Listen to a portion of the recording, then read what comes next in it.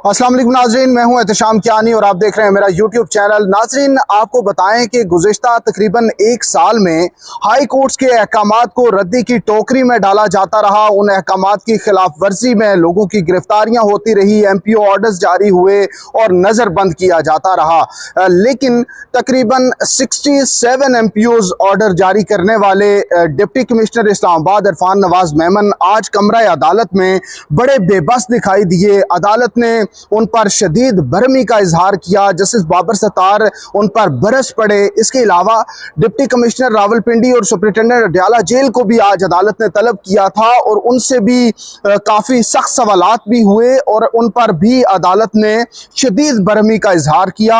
और ये कह सकते हैं कि जो अदालती रिट कॉम्प्रोमाइज़ दिखाई दे रही थी उसे बहाल करने के लिए जस्टिस बाबर सत्तार ने आज दोनों ज़िला के डिप्टी कमिश्नर्स पर शदीद बरहमी का इजहार किया है।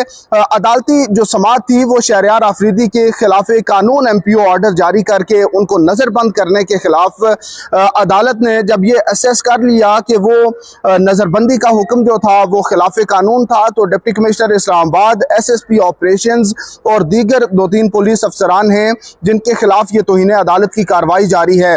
अब सूरत हाल ये है कि डिप्टी कमिश्नर और पुलिस अफसरान के जो वकला हैं वो बार बार हत्तुल इम्कान कोशिश कर रहे थे कि इन केसेस की समाअत जो है वो मुलतवी हो सके।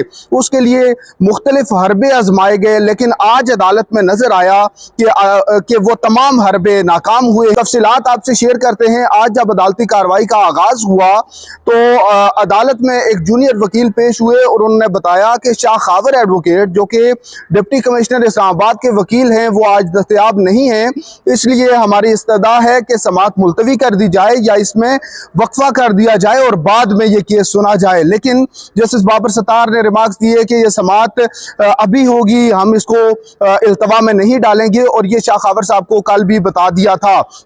इसके बाद डिप्टी कमिश्नर इस्लामाबाद जब अदालत के सामने पेश हुए तो जस्टिस बाबर सत्तार ने पूछा कि आप 9 बजे क्यों नहीं आए, अदालत का टाइम 9 बजे शुरू होता है। जिस पर डिप्टी कमिश्नर ने कहा कि मुझे ये बताया गया था और अदालत ने कल केस का वक्त 9:30 बजे का तय किया था, तो 9:30 बजे मैं अदालत में पहुंच आया था।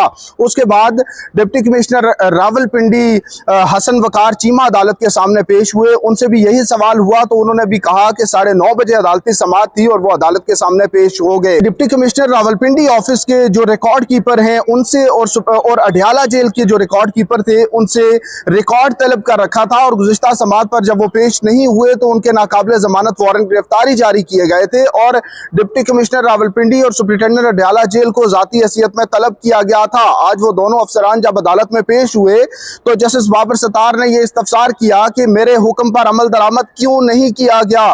डिप्टी कमिश्नर ने ये वजह बताई कि जो रिकॉर्ड कीपर थे वो गुज़िश्ता रोज तक छुट्टी पे थे, इसलिए रिकॉर्ड फराहम नहीं किया जा सका। जिस पर जस्टिस बाबर सत्तार ने कहा कि आप खुद रिकॉर्ड लेकर क्यों नहीं पहुंच गए, हाई कोर्ट ने यह हुक्म दिया था, ये कब से होने लगा कि हाई कोर्ट हुक्म दे और उस पर अमल दरामद ना हो।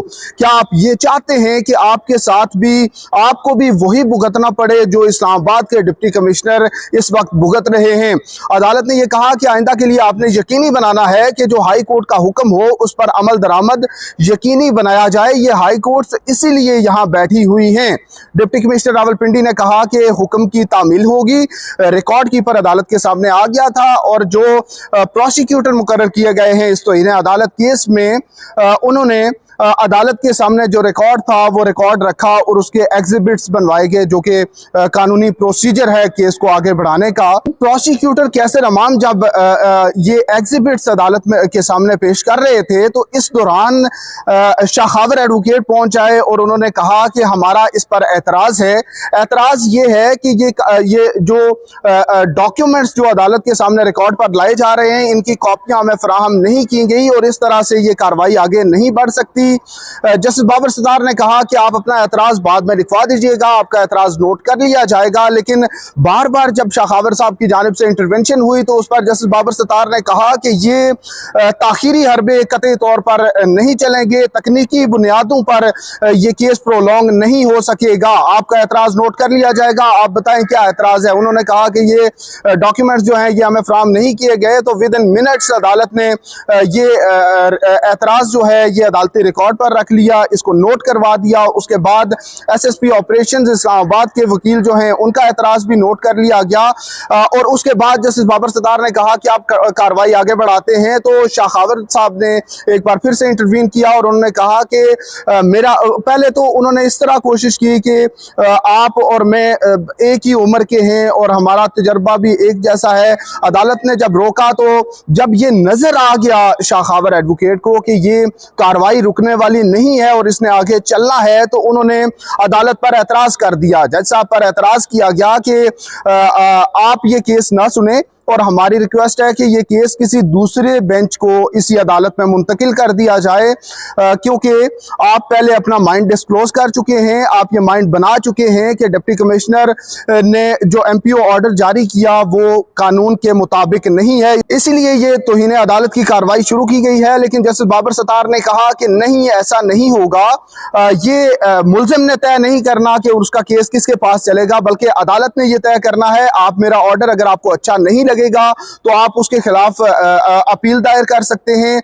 मैं आपको भरपूर मौका दूंगा कि आप अपने मौकल का भरपूर दिफा करें, लेकिन ये उनकी मर्जी के मुताबिक केस नहीं चलेगा। शाखावर एडवोकेट को जब फिर से ये मालूम हो गया कि ये केस मुंतकिल होने वाला नहीं है, तो उन्होंने कोई कोशिश की कि मजीद बिगाड़ से बेहतर है कि इसी अदालत में ये कार्रवाई आगे चल सके। तो फिर उन्होंने कहा कि मुझे और रिजवान अब्बासी जो कि SSP ऑपरेशंस के वकील हैं, उनको इस अदालत पर मुकम्मल एतमाद है। तो उसके बाद कार्रवाई आगे बढ़ी और जो रिकॉर्ड है वो अदालती रिकॉर्ड पर लाया गया। वो रिकॉर्ड, तमाम रिकॉर्ड ये है जिसमें शहरयार आफरीदी के MPO ऑर्डर्स जारी किए गए, डिप्टी कमिश्नर रावलपिंडी, उसके बाद डिप्टी कमिश्नर इस्लामाबाद ने ये ऑर्डर्स जारी किए, वो तमाम अदालती रिकॉर्ड पर लाए गए। फिर अदालत ने एक बार फिर डिप्टी कमिश्नर इस्लामाबाद को मुखातिब किया कि आपका रिकॉर्ड कीपर अभी तक क्यों नहीं पहुंचा, तो वो भागते हुए कमरा अदालत से बाहर गए और उन्होंने कॉल मिलाई, फिर वापस आए, अदालत को बताया कि मैंने उनसे कॉल कर दी है, वो कुछ ही देर में अदालत में पहुंच आएगा। तो नाजरीन, जस्टिस बाबर सत्तार के सामने शाखावर एडवोकेट ने इस हद तक रिक्वेस्ट भी की कि ये सरकारी अफसरान हैं, डिप्टी कमिश्नर, पुलिस अफसरान जो हैं, ये तमाम सरकारी मुलाजमीन हैं और इन पर बहुत बड़े प्रेशर्स भी होते हैं। ये बात एक्सेप्ट की गई कोर्ट में, तो इसलिए अदालत थोड़ा सा लीनियंट इनके लिए रवैया रखे। लेकिन जस्टिस बाबर सत्तार ने कहा कि आप ये कह रहे हैं कि ये लोग ग्रेटर गेम का, लार्जर गेम का हिस्सा बन गए, उसमें मोहरा बन गए और ये बात इस तरह मान ली जाए, ये नहीं होगा। उन्होंने कहा कि इस अदालत ने ये देखना है कि अदालत ने जो अहकामात जारी किए उन पर अमल दरामद हुआ या नहीं, क्या उनकी खिलाफ वर्जी में MPO ऑर्डर्स जारी हुए। ये सारा इतना सा केस है, दस्तावेजी शवाहिद पर मबनी ये केस है, तो एविडेंस देखकर ही इस केस का फैसला कर देंगे। आप अपने मुवक्किल का भरपूर दिफा करें। अदालत ने यह भी कहा कि हमने भी हल्फ ले रखा है कि हम कानून के मुताबिक फैसले करेंगे।